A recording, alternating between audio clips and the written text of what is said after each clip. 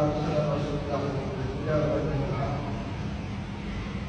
ليظهره على الدين كله ولو كره المشركون.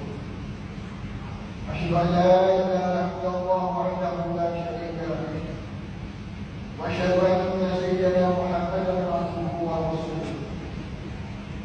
اللهم صل وسلم وبارك على سيدنا محمد وعلى آله وأصحابه ومن تبعهم بإحسان إلى يوم الدين.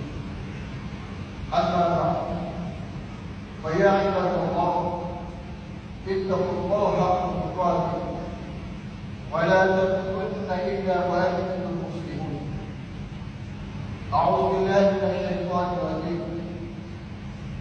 يا أيها الذين آمنوا اتقوا الله ولتنظر نفس مما قدمت لغد واتقوا الله إن الله خبير بما تعملون.